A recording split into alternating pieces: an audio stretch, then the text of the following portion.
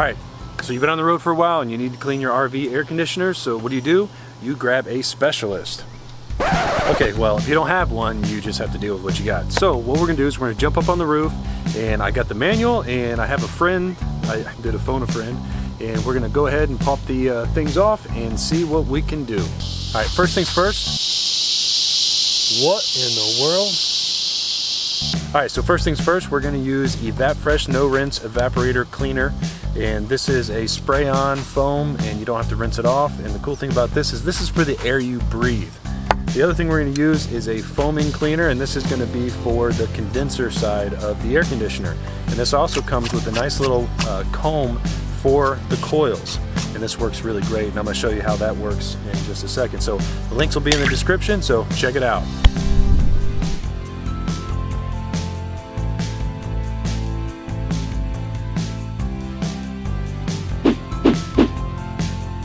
Okay, the first thing we want to do is find something soft that we can kneel on. If you have knee pads, that also works.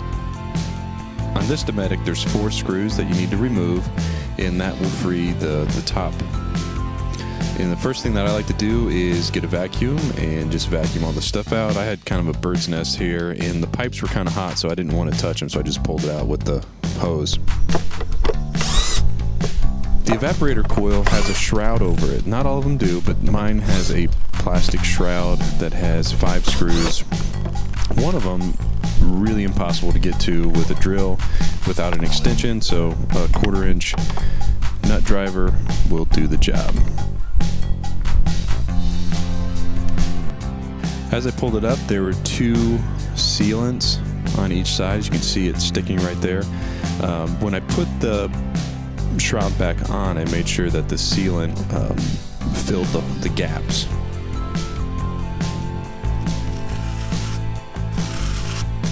I straightened the fins, and by doing that I got a lot of gunk out. Vacuumed out the split pan,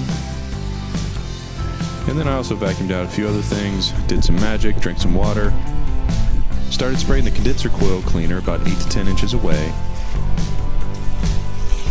and then took the evaporator coil cleaner, did the same.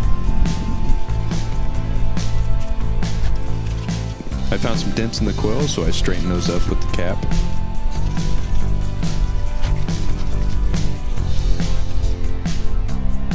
Now, it doesn't say to do this. I wanted to dilute the chemicals that were overspraying on the roof and also washing down the side of the RV. So I made sure I diluted it with just some water and sprayed it down the side of the RV as well.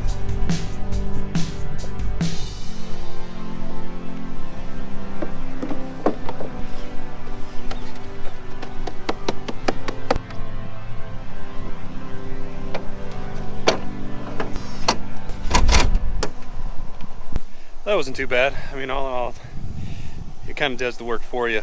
10 minutes and it's clean.